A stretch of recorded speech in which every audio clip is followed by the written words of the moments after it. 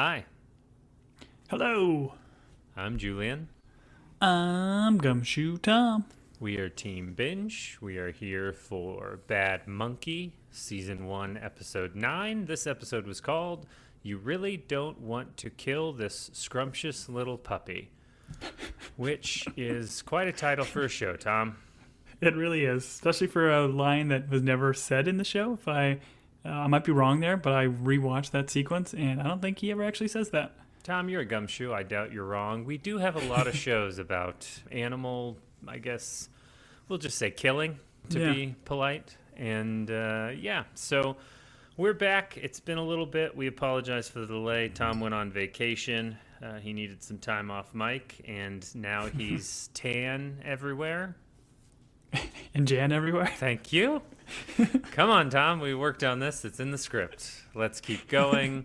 Having had some time off to refresh, retan, really get that vitamin D, you came back to this show, which is also about people that are on an island, enjoying the sunshine.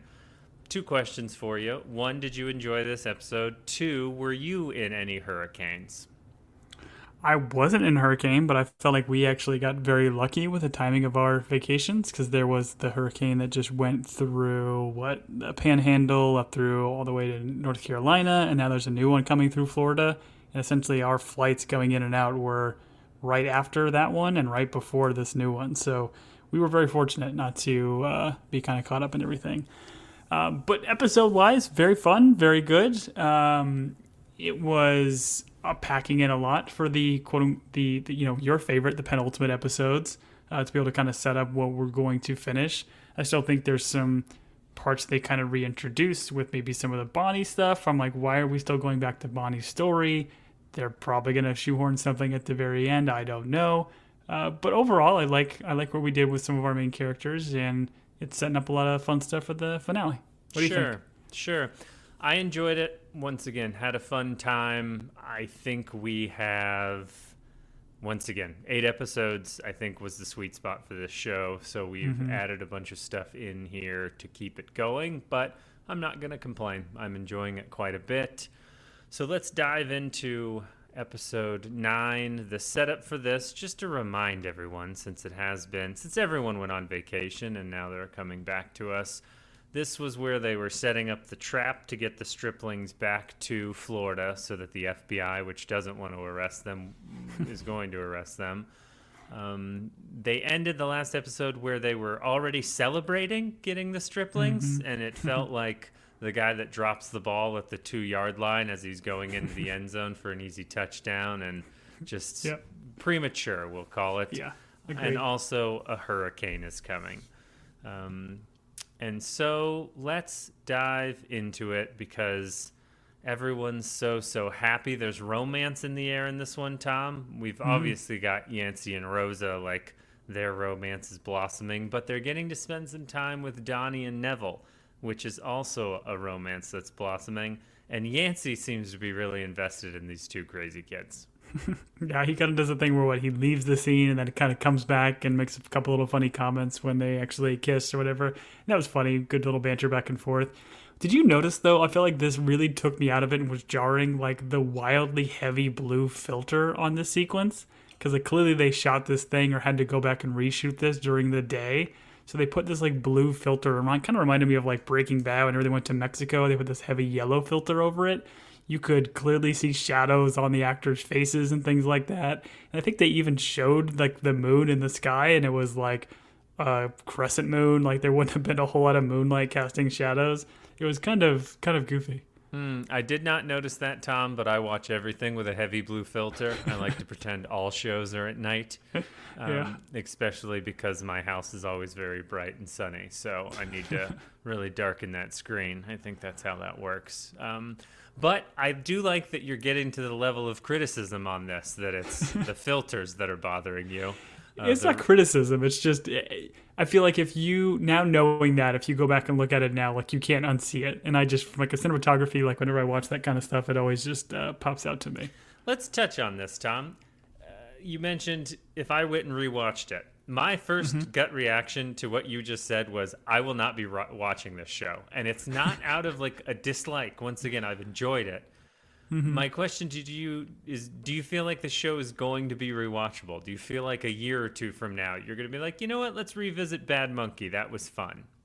Oh, I don't think so. I don't think any of these kind of like murder mystery kind of ones, like they have the comedy that you can kind of go back and maybe pick up some stuff. But this one in general was, I think going into it, I thought more murder mystery-ier, but it really wasn't that much. They kind of solved a lot of the things at the beginning. So I don't think I'd have fun going back and trying to like find the clues, find the little things in between. And I also don't feel like, I mean, there's a comedy in it for sure, but maybe not enough that would get me to constantly go back. Okay.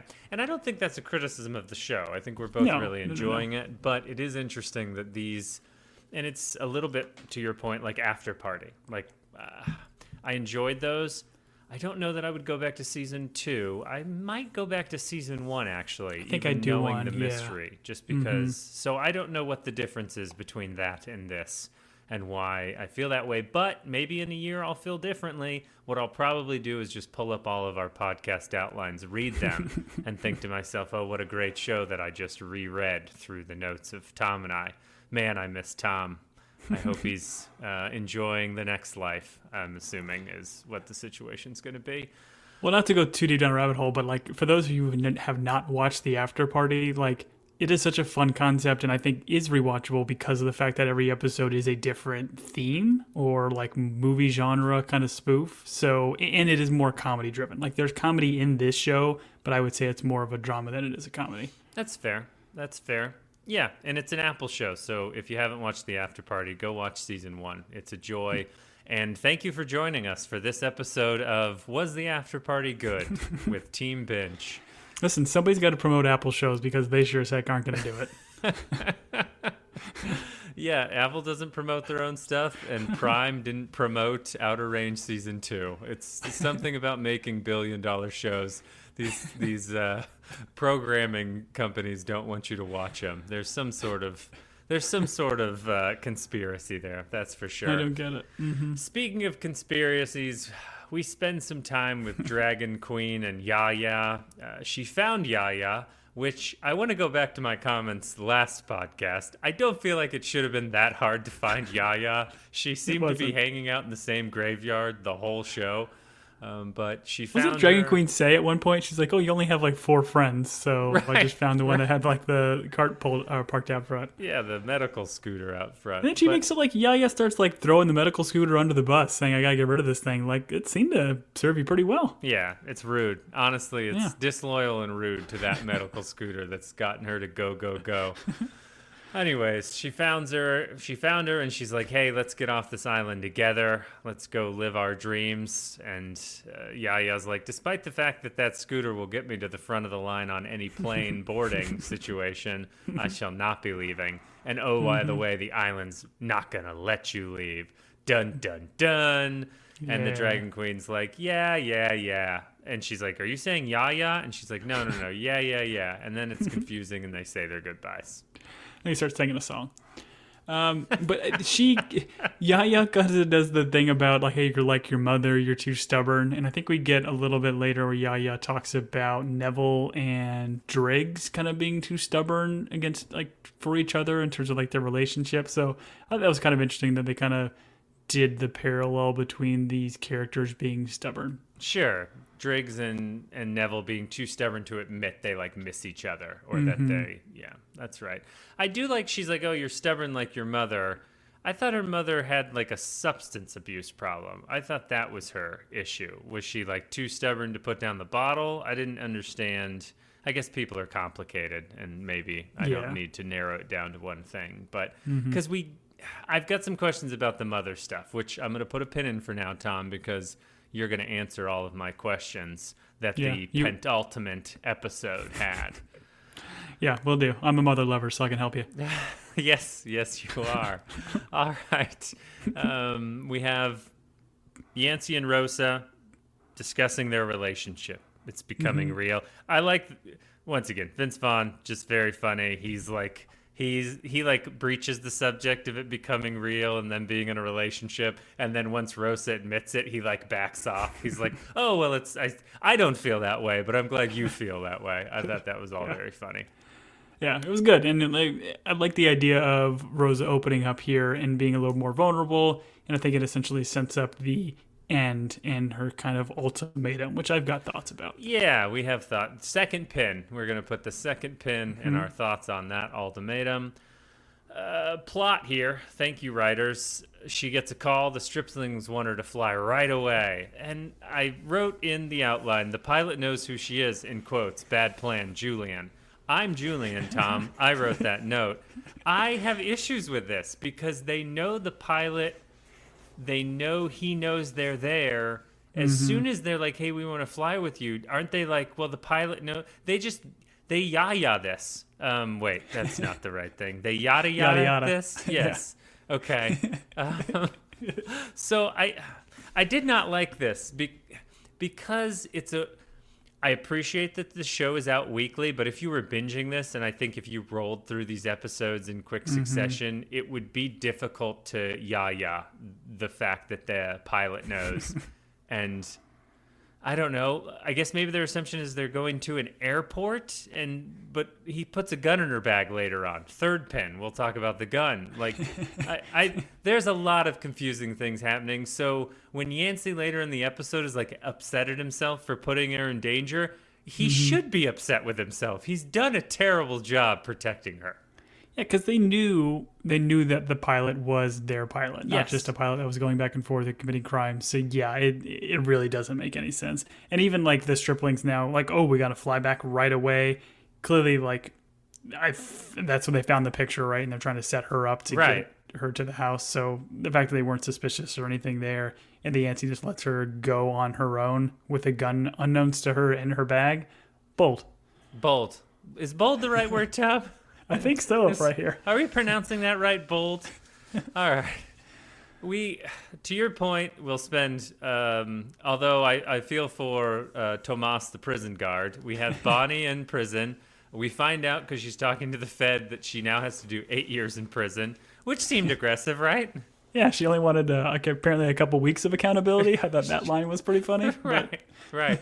See, I don't mind Bonnie. Like, I'm fine with Bonnie as a character. I think what's a little bit weird is she's not spending any time with the other characters. She just kind of pops in and sets something on fire and then goes to prison. But I'm going to be interested what they do with her in the finale, because I do think she's going to probably setting up something. Set something else on fire. She's got a taste for it, Tom. They say once you've taken, 15 gas cans and lit them on fire and watched something burn, once you get that taste, you just can't stop. Well, and she does have oddly shaped feet. And as we all know, the arsonist has oddly shaped feet. That's true. Our vocal warm-up. Good man.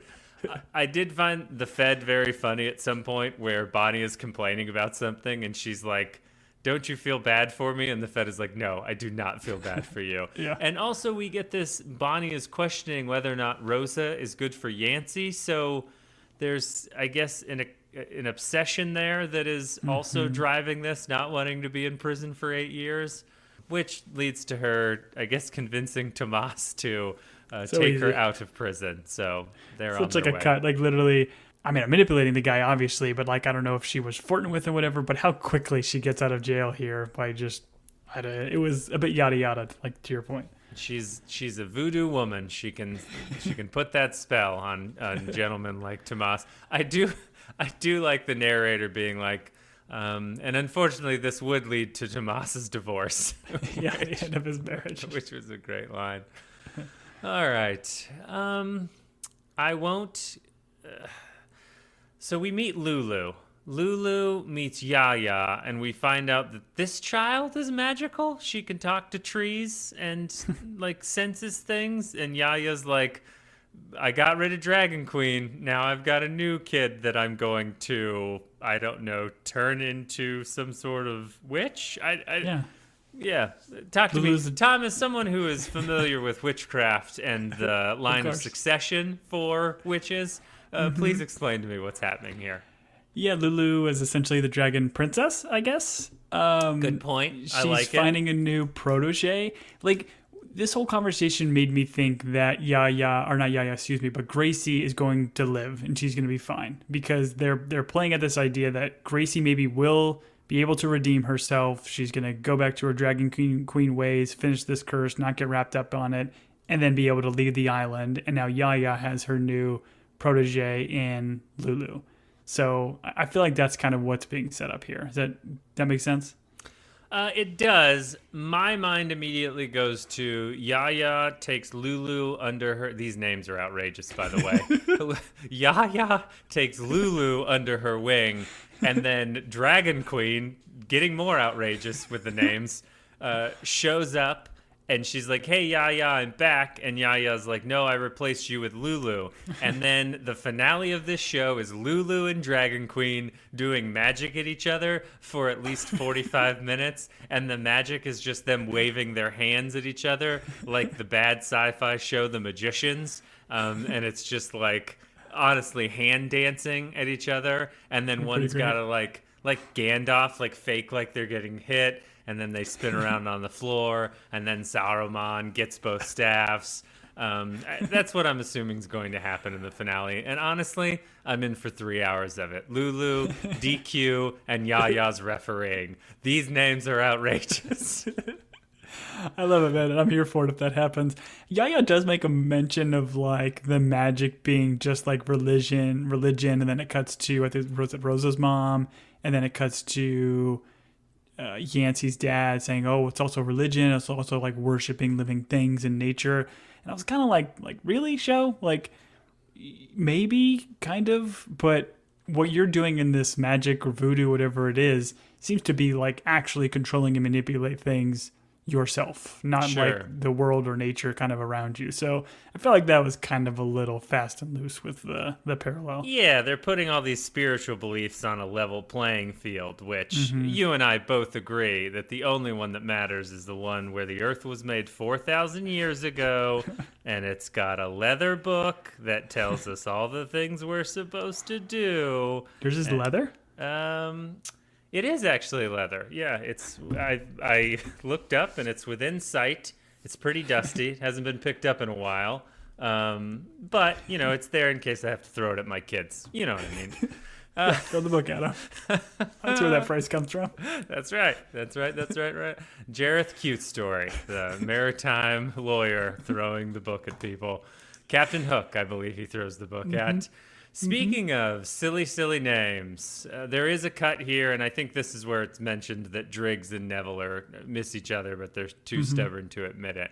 So there is a bit in the beginning where the narrator does the like previously on bit and talks about like, hey, I know we're not talking about this monkey, but you know, he's not all bad. Like, I still don't get why. I mean, I get there's a monkey in it, and I get the title of the book, but there's really nothing with this bad monkey, and maybe we'll get something in the finale.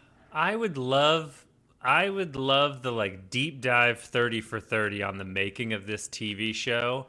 And I would not be surprised if it was like originally 6 episodes and then a bunch of notes came in or something changed. And they were like, hey, we're adding this storyline, and we're also adding a narrator. And like they had to do some chicanery in order to put it all together over 10 episodes.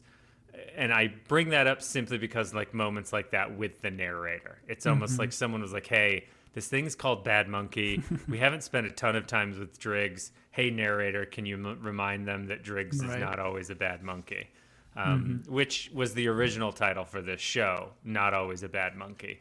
And then they were like, but the book's called Bad Monkey. And they were like, all right, fine, we'll call it Bad Monkey. So I don't know, man. Based on the titles of these episodes, I would imagine it's probably like a paragraph long, the title. Bad Monkey, the story of the striplings, Yancey, Rosa's love, Neville and Donnie, and Lulu and Yaya versus the Dragon Queen. Episode 7. It's obviously there's prequels that they're going to make that my kids aren't going to like until they go to Disneyland and they discover Star Wars Land, and all of a sudden they're back in on it. Anyways, Tom, side note, I played that Hollow Chess tonight with my son because he got that board game. Is that an actual thing? You It is an actual thing. It's got more rules than chess, and it is confusing. He stomped me once, I stopped him, and then I sent him to bed. So we've got a tiebreaker coming. Yeah, 6 a.m. I'm going to wake him up. Be like, it's time, son. You're going to become a man. Anyways, go get your Garlock, or whatever the aliens are called.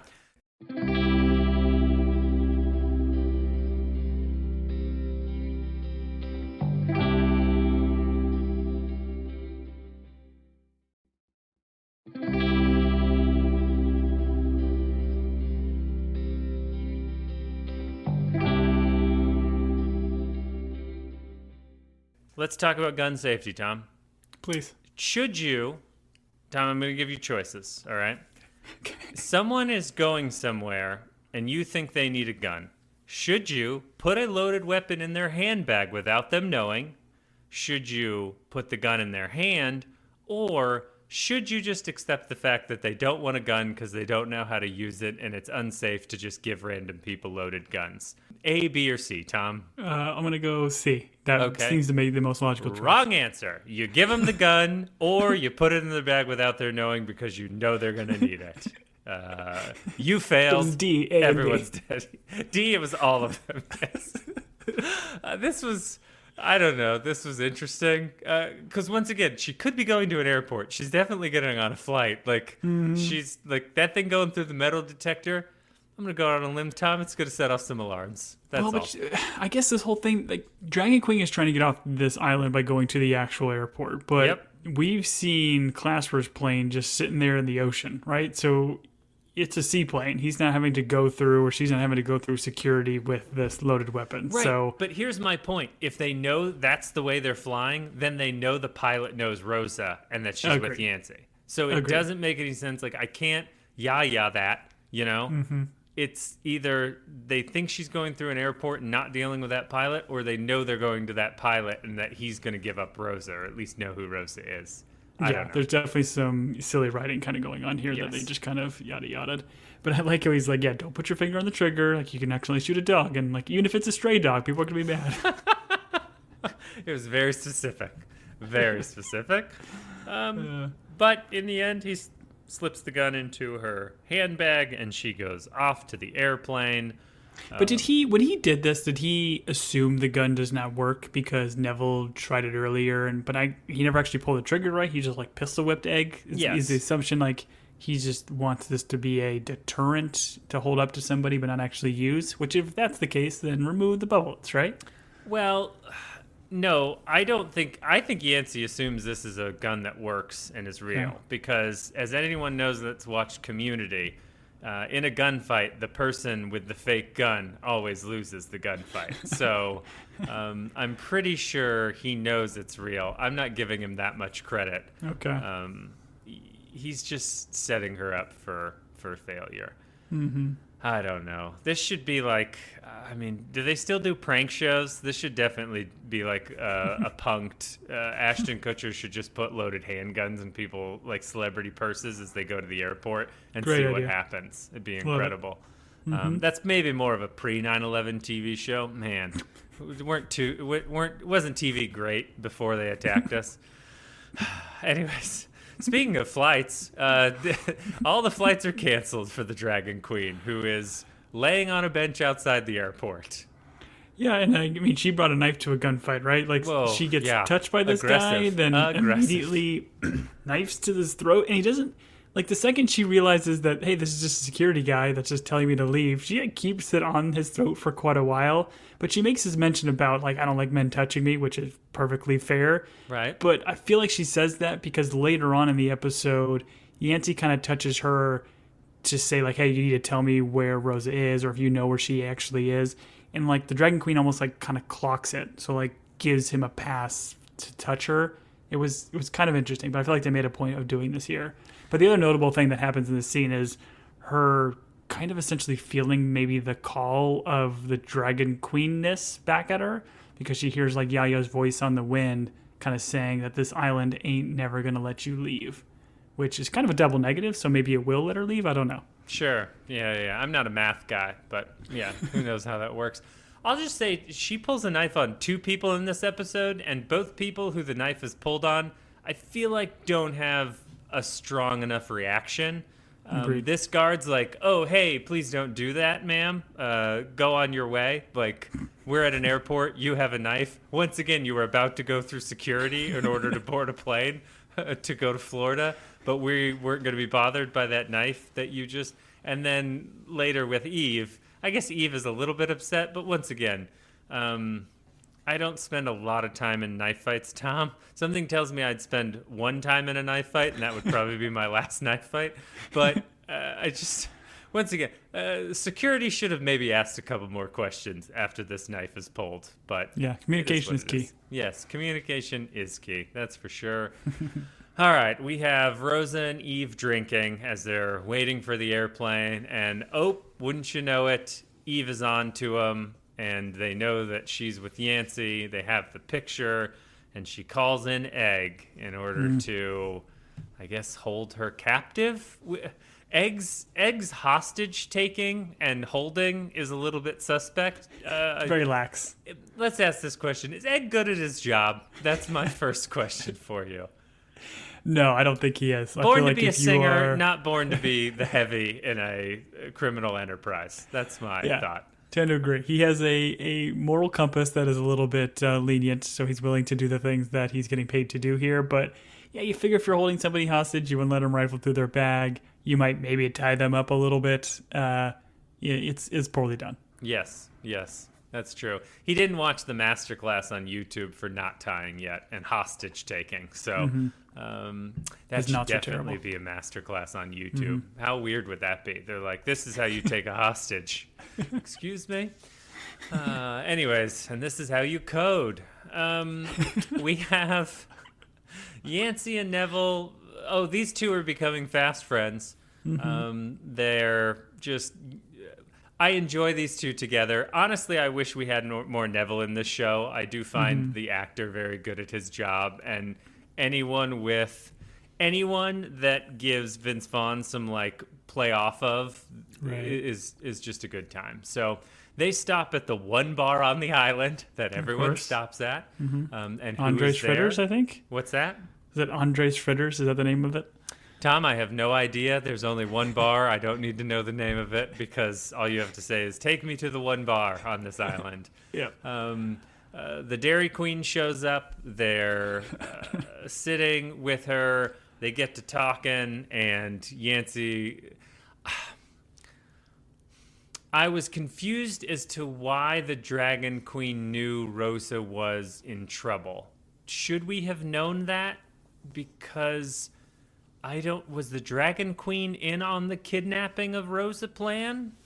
No, she makes one line about either having friends or somebody told her. I can't remember what it was, but I feel like it kind of sort of made sense in the moment. But like, yeah, Yancey goes very kind of hard at her. Like the second she thinks that she might have information about where Rosa is and that she's in trouble, like comes in very hard and says like, I will come after you or whatever, which I thought was pretty aggressive, and Vince Vaughn delivers that pretty well. Yeah, but he's like, if my friend's in trouble, like, I'm coming after you. You need to tell me. And I was like, wait, what is he like? What does she know that he needs? I was confused. Yeah, so she had the goods, I guess. I did like the idea of like looks can be deceiving, and then it kind of has that cut of Neville, but then Vince Vaughn kind of creeps into frame and then says like the phrase. Like, oh, I loved that. That was done so well. Yeah, that was great. That should be a meme. Him there's another bit about the Dragon Queen. I think she still kind of like doesn't believe in the magic at this point, and makes a comment like, it's not magic, like I can just walk fast, when like Yancey turned and she was just gone. I thought that was a really funny line. It's like, I could just walk fast. That was a great moment. She's downplaying her ability. She's just... And that is a movie or a showism. Whenever like someone's standing somewhere, a person looks Batman away style. And then they look back and they're gone. You're like, how? I mean, if a show's done well, the camera then creeps around and someone's like crouched behind a trash can, like really obviously. But I also appreciated that joke. But this all leads to a plot point of her revealing that Rosa is in danger, and once again, Yancey's got no one to blame but himself. Yeah, I tend to agree. And how does he go to rescue Rosa? What is his rescue vehicle of choice, Tom? But a beach cruiser. It's a beach cruiser, baby. Bringing it back. The same beach cruiser from Wedding Crashers was brought to the Bahamas. So he takes the old bike as he's going to the stripling. So he's headed to the stripling's house. But we find out that Rosa was took to the... That's not how English language should be spoken, as Nate Bargatze taught me on SNL this week. She is taken, just like... Liam Neeson's daughter. Thank you, Tom. You're the best. Taught me the English language should be spoken, even though I think he's Irish. She goes to that, like, foreman shed with Egg, right? Yes, and I think Yancey is calling her so, like, Egg knows that he's onto him, and Egg gives them, the striplings, kind of the drop, like, hey, he's coming for you. Right, he's coming. And so he, armed with only a beach cruiser, goes into... No, that's not right, Tom. He's armed with firewood. He arms himself with firewood. Stick. Which leads to... I think Rob Delaney... I love him for his comedy. I do think he can be mean and menacing when he needs to be, and I think it plays well, right? Mm-hmm. Yeah, very much so. I feel like you had that in, what was the show that we watched? The Failed Marriage or Goofy Marriage, whatever. Catastrophe, yeah. I feel like there's many times in that where he gets like very aggressive and he can be a mean, angry-looking dude, because he's a big dude, too. Right. And even if he's missing his favorite arm, or unfavored arm, I guess. Well, he's very strong, right? He's holding up this shotgun with just one arm, like, straight at him. Like, it's impressive. It is impressive. I always appreciate in shows where they cock the weapon. It's like you went in there, like, with it unready to go. You just, it's always a great effect. Like, we are all, like, tuned into that noise it makes where it's like, oh, right. He means business because he cocked it now. Which... a one-armed man cocking a shotgun is kind of a great time, right?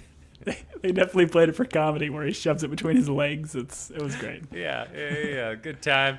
I love his line. He's like, firewood versus 12 gauge. We'll see which one wins. That was good. Now, is it a 12 gauge or a dozen gauge? I can't remember. You watched. Oh, I love it. You watched. I didn't know you did. The Nate Bargatze where he is George Washington on SNL talking about how dumb the English language is and like why we will call 12 a dozen. That's the joke. But yeah, go watch the skits if you haven't. They're fantastic. I love him so much. He's so good. Anyways, yes, it is a dozen gauge versus firewood. And this all leads to Yancey's quick thinking. He goes and grabs Tilly the dog and uses it as a dog shield. And she's like, don't you shoot my dog. And then Eve gets mad and she's like, fine, kill them both and buy me a puppy tomorrow. Which, that should have been the episode. I guess they probably couldn't. Like, PETA would get mad and people that love dogs would get mad. But, or mainly humans, I guess. Who doesn't love a dog other than me? That should have been the episode title. Kill them both and buy me a puppy tomorrow. What a great line. It really was good. That took me out. Because she essentially confessed her love for the dog more so than him. Right. But I like that Yancey not manipulates Nick, but just tells him the truth essentially. Like, and tells him that his daughter still cares for him and is saying like, hey, what got you into this situation? And it essentially buys the time for Neville to kind of come in, I guess, and quote-unquote save the day here. But I like the acting. I like the back and forth between Yancey and Nick here. Sure. And I want to point out that Yancey's daughter, played by Charlotte Lawrence, she is also a pop singer in real life. And this show inspired me to go on Spotify and give it a go. And she's got a lovely voice. She's got a nice sound. It's not necessarily what I spend a lot of time listening to. But if you're into that kind of thing, I can't think of like any female popular music stars right now. There's not a lot that are like making the news that I could compare her to. But Charlotte Lawrence, give her a try on your Spotify. Anyways, that's what I did with Noah Reid after finding out that he was like released an album and is an active singer from their Outer Range. You mean Billy? Our boy Billy? Billy. Our boy Billy, Noah Reid. Let's look up Egg. Maybe Egg's got an album that we should be listening to. Tom? I'm in. My issue with Egg's music is it's how do I say this? It'll get my a ticker going, you know? What does he say? Oh man, I appreciate the out of range connections, but yeah, Yes. gets a ticker going, something like that. Yeah, there you go. Nothing like a dead owl on a wall to get your ticker going and a little egg music, you know? All right, speaking of things that are weird, Neville stabs old Stripling, Nick Stripling, with a fishing pole, which I did not appreciate, if I'm being honest. It was in like the lower back. I was like, no, I so don't. bad. The kidneys, I didn't like it. Didn't like it at all. That's where I kind of thought it was originally, but then when they show him later, it seems like it's essentially in the dude's spine. Like it was brutal. But as Neville is like sitting there in the corner and he grabs the fishing pole and like before he snaps it, I'm like, oh, this whole show has been setting up how great of a fisherman Neville is, and he's gonna cast it, and then he's gonna hook him by like the cheek and then pull him back comedy wise. That's what I thought was gonna happen. Oh, that would have been great. That would have been honestly, that would have been less violent than him bearing this fishing pole up to like the third island on it. I did not like it. It also reminded me that I recently lost a fishing pole. It fell out of the kayak and went to the bottom of the lake, and I'm still bitter about it. And then my son likes to remind me that I broke a second fishing pole on the same trip just to rub it in my face. I can't wait. You trying to stab somebody? Beat him. No. I just shut a door on it. Anyways, so we're back in the trailer with Rosa and Egg. Egg being a terrible hostage taker.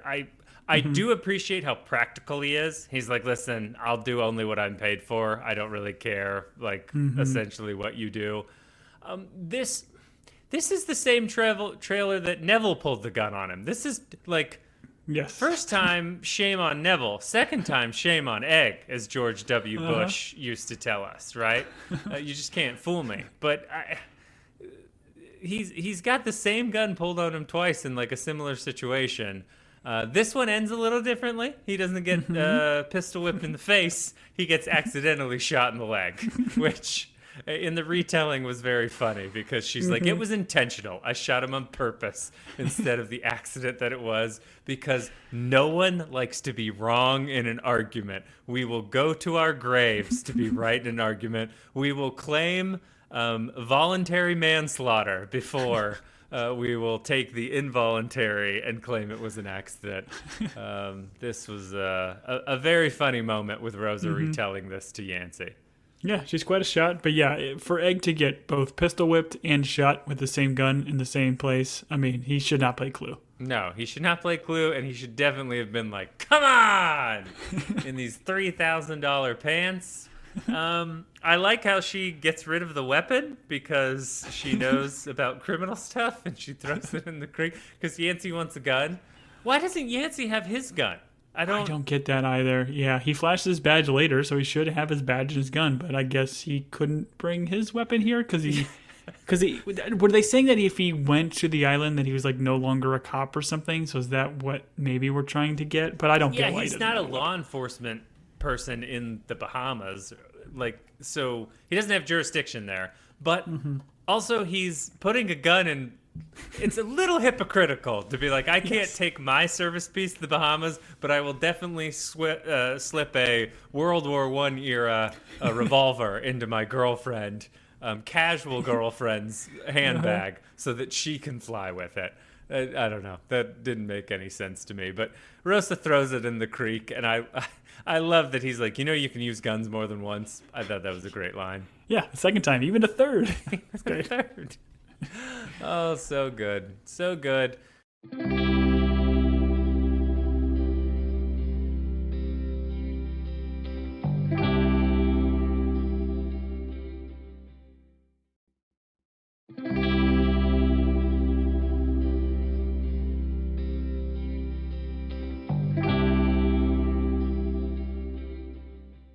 Tom, we're getting to our first pin now.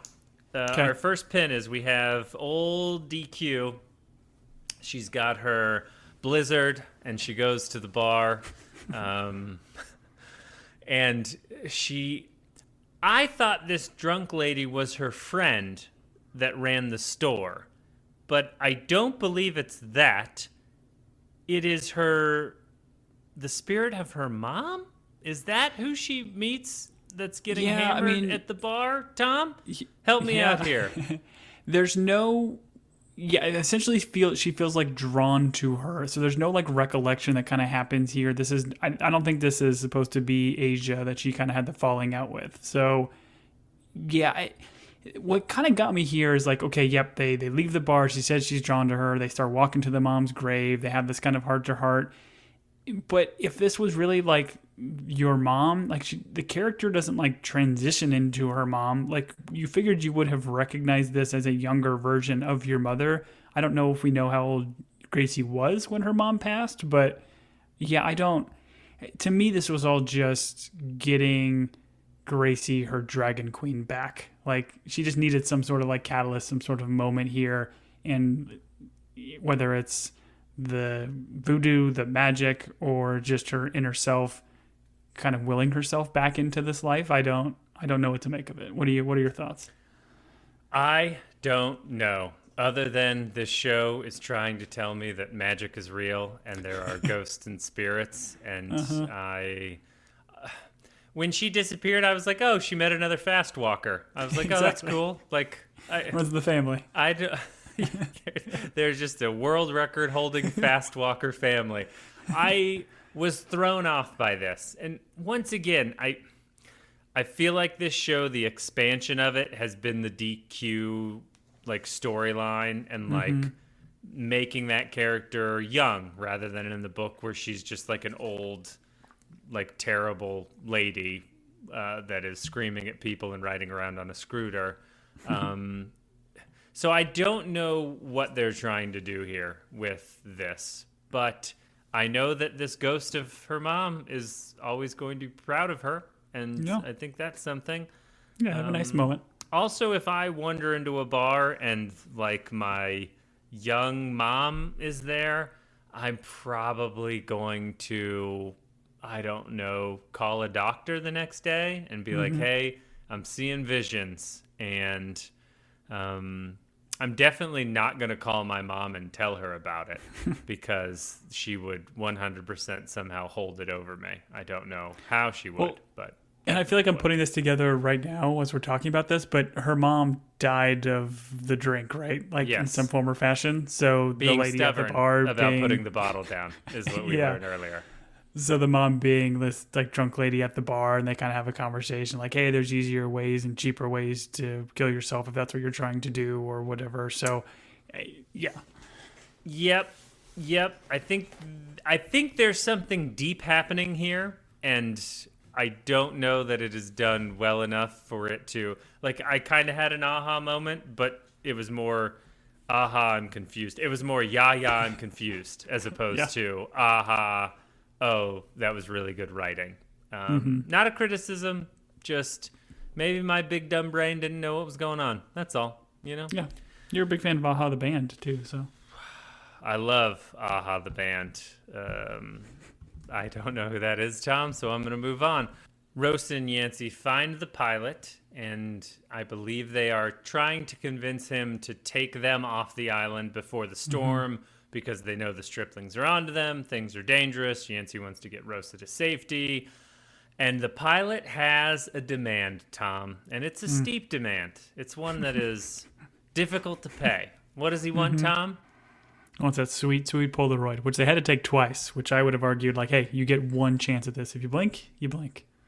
That's fair. This guy just wants friends, you know? And he seems like a decent hang. Like, he's not, I don't know. Maybe I think it's maybe because he wants it so bad. Sometimes when people, like, want to be your friend. I've never had this. I've literally never had this situation where someone has wanted to be my friend so bad that it's annoying. I'd love to at some point experience it in my life, but he just wants a friend. I feel so bad for him. Give me an episode. If you're gonna give me 10 episodes of this show, let's spend an episode with our good friend the pilot. You know, I want to see what Clasper's his up to. Clasper. I couldn't even remember his name. That's how little I think of him. My bad. All right, let's move on. Maybe I don't want a Clasper episode. We get to the boat. Listen, there is a CGI blizzard, because we mentioned DQ and we're sponsored by DQ tonight. There is a CGI hurricane happening in the background. And Yancey's like, I won't leave. I've got to finish this. I'm too much of a cop. I'm detective. And Rose is like, we've got to go. Like, she's giving him all these ultimatums. Here's where I'm at, Tom. You couldn't pay me thousands of dollars to get in that airplane and fly in that storm. Like, Are we out of our mind? The ocean is like 8-foot swells at this point. It's a seaplane. We think we're going to get speed in that ocean in order to take off? Do we trust Clasper, the guy that has no friends and doesn't know how to work a Polaroid, to fly us through a hurricane? No. This show ends with Rosa or whoever gets on that plane never seen again. Like, we just don't know where the plane went.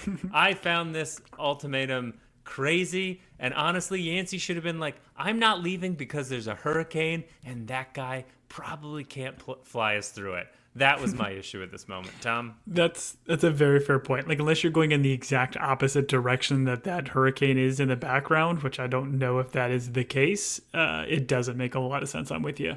But I just didn't like this ultimatum. Like, I feel like it was very much a showism. Like, they're having a good conversation. She's finally opening up.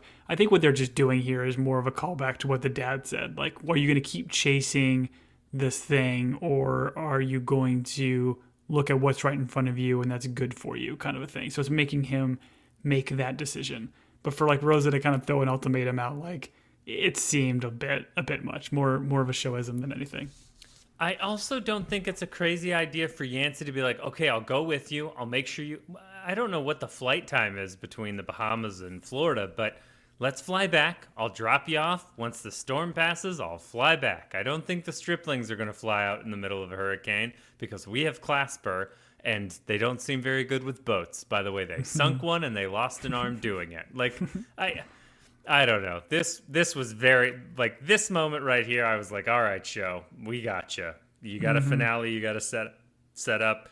For some reason, you need to separate these characters. It would be great if the next episode, the finale, started and it was just like, no one's heard from Clasper or Rosa. Their plane didn't make it. Dun, dun, dun. Like, I don't know. And is Clasper really the one you want to put your life in his hands flying through a hurricane? No. Richard Dreyfuss and that one airplane movie where he's a ghost and he comes back? Yes, but not Clasper. No, sir. I don't know, man. The guy's like a drug runner. Like, if this guy he's seen some stuff. He's been through probably some hurricanes in his day. All right, that's fair. He's just doing lines off of the... Sorry, Tom. Forgive me. Earmuffs. He's just doing lines off the instrument panel, and he's like, I love hurricanes. Let's go take a Polaroid in one. You make a good point. Maybe he's a much better pilot than he is a friend or a hang. I don't know. Speaking of hangs and friends, Eve removes the fishing rod, and Eve seems like the worst caregiver in this relationship. Like, if Nick was ever sick with the flu, I wouldn't trust Eve to take care of him. I do not trust Eve to take care of him removing a fishing rod from his spine. I think this is not going to go well. Well, I love Nick too. He's like, hey, for once, can you just take care of me? Like, and kind of screams that. And it's like an epiphany moment for her, because then she runs and tries to kind of sort of find help. But yeah, this guy's in poor shape. Missing an arm, bleeding very heavily from the back. So, Tom, as I've gotten older, I have evaluated who I am as a person. And one thing that I know definitively is I am not a caregiver. I know that whenever someone is like sick or injured, on the outside, I might be like, are you okay? Can I help you? Deep down, my only thought is, you're a faker and you should be able to do this on your own. So in this situation, if I was Nick's Eve, if I was his lover, I, in this situation, would pull this fishing rod out of his back, and the whole time I'd be like, you're fine. The fishing rod is out of your spine. Get up and walk it off. Drink some water. Take some ibuprofen. You're going to be fine. Oh, by the way, go get dinner. I'm hungry. Like, that is where I am at in caregiver status. I've probably mentioned this before, but don't come to me if you're sick. That's essentially what it is. Fair enough. Yeah, you would have yanked the rod out, and then before it actually started bleeding, you had that like 2 seconds where it just kind of said like, oh, good, no blood. You would have been gone by then. So yes, you never would have known. That's exactly right. No, I would have said something like this. can't believe I have to go buy another fishing rod. This is a brand new rod. I would say something like that under my breath, but loud enough for Nick to hear. That's where I'm at. That's who I am as a person, Tom. You're welcome. All right. So Eve goes and finds Yaya because she's looking for Dairy Queen. And one of the best lines of the whole show is when she's like, "What's your name?" And she's like, "Yaya." And she's like, and Eve says, "Yaya's what my nephew calls his ding dong." That right there was, I don't know, at 3 a.m. in the writer's room who came up with that, but that was pure solid gold. And it was almost kind of like under Eve's breath. Like I almost didn't hear it at first. It was good. Oh, if you don't think we rewound it to listen to it again, because one of us was taking notes and the other one was laughing hysterically. And she's like, "Oh, you need to rewind it and listen to that line." It was incredible, and I loved it. This all leads to Eve meeting Dairy Queen, and we get the second knife pull of the episode. This took a turn. Were you expecting this? This seemed once again TV plot to me. I mean, yeah, I think essentially Gracie is like embracing her inner dragon queen and just going all in, and then gives this menacing speech while she kind of like redoes her hair, kind of has like the menacing makeup and stuff like that on. So she is, and like she like at one point they cut back to Yaya's house or their house, and she sees that she rebuilt the altar. So now Yaya knows she's kind of like back on the path. So again, my thought is like she's doing this, or she's finishing this one final curse, and then will leave the island, and then Lulu will be the new Dragon Queen. That's my prediction. I don't know. I think that is a good like story, like wrap it up. We'll feel satisfied.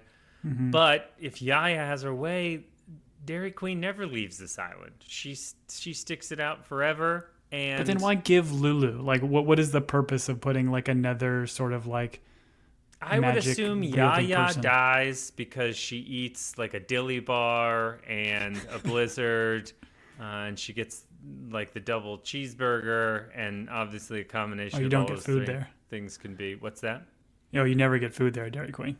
Oh, I disagree, good sir. I once lived in a small town in Oklahoma, and there was maybe 2 stoplights, and there were 4 Dairy Queens. People were definitely getting food at that Dairy Queen. Anyways, I feel like it's Yaya passes and Dairy Queen gets her own protege in Lulu. I feel like this is a passing the torch of. I don't think Dairy Queen opens up a franchise in Florida. I feel like this is a Bahamas franchise that's just going to stick around. But if you're right, I want to say right here that I always knew you'd be right, and I want to be in your corner as well. So I'm right both ways. And if I'm wrong, then you'll just rub it in my face in the next episode. That's true. That's true. Win-win. That's, rub it in your face, Julian. They call me. I'm excited for the finale, Tom. I am interested to see how it wraps up. I don't think there's going to be any big surprises. I think this is going to be one of those things where Bonnie shows up, Dragon Queen and all of her Dragon Queen shows up, Yaya dies, the striplings. I would assume Nick makes it, Eve doesn't, and that way Charlotte Lawrence, I'm forgetting her character name in the show, like gets her dad back. Because really, the only truly, I could be wrong, but the only truly unlikable person in this show is Eve, right? At this point? I think so, yeah. She is the villain, or kind of like the mastermind of all of this. And the idea being Nick is manipulated by her, and he has like these moments of clarity, but still can't get over it. So I kind of like that idea of Nick not being free by any means, but like being incarcerated, but still having a relationship with his daughter seems fitting. Yeah, I feel like they give him a couple of weeks because he shot Zach Braff in the face. So you probably get some weeks for that. Right. But he did lose an arm. So the judge is like, listen, you gave an arm, you shot someone. I'm going to like evaluate that. You get 3 weeks community service. You seem like an all right guy. And well, no, he's all left. I'm not going to, he's going to be all right. He's not going to throw the book at him. This isn't maritime law. This happened on land. Any predictions for the finale, Tom, or anything you'd like to see? Is there a storyline you really like? You feel the need. You want to know what happens to Clasper. Is he, does he find his friend group? Is he forever alone? Does he become a photographer of Polaroid pictures? Ooh, that would be lovely. That'd be a nice little fun twist. I mean, Bonnie is not on the island, right? So, like, how is she going to get there if the storm's already kind of coming through? Tomas is going to drive her, my friend. Tomas is going to drive her. On that long road from Florida to the Bahamas. Yeah. So, like, I feel like they're pulling characters away, which isn't as fun for a finale. So, like, maybe Clasper and Rosa never actually make it off. Maybe they try to take off and then they have to kind of come back and they save the day. Like, I don't know what. It just seems interesting that they're kind of pulling characters away for the finale. But it doesn't seem like we're probably going to get anything like wildly revelatory or a big twist or anything. Like, I kind of joked in the beginning, like, I'm not really a gumshoe as much for this show because there's not as much to solve. It's just kind of a fun mystery and comedy and, or not mystery, excuse me, but kind of dramedy, if you will. But yeah, I don't know. It's I don't think they can really do any wrong. I think our biggest criticism of the show has just been the length, and they probably could have tightened it up a bit. Sure. Here's my prediction. As Clasper and Rosa fly off the island, their plane gets struck by lightning. Mm-hmm. It's filled with cocaine. The cocaine becomes a giant cloud. This is like a Shane Black script. Okay. A cloud of cocaine hovers over the island and rains down. Everyone on the island gets super high, and then they all of a sudden just start cleaning everything. And so everything becomes immaculate, and after the storm passes, everyone's really tired and strung out, but everything's just super clean. That's my prediction for the finale, Tom. Okay. And you read the book, so you already know that's exactly what happens. It would be weird if I had read the book. Tom, at this point, honestly, I'm so confused with all the storylines they've thrown in. I don't remember how it ends. So who knows? But for those of you that are sticking with us, we appreciate you. You can reach us at teambingepodcast@gmail.com. If you have some theories or stuff you want to add for the finale, we will be more than happy to talk about them up front before we go through it on the next episode. And then if you enjoy whatever it is that Tom and I are doing here, you can rate and review us at Apple Podcasts or Spotify. Tom, what did I forget?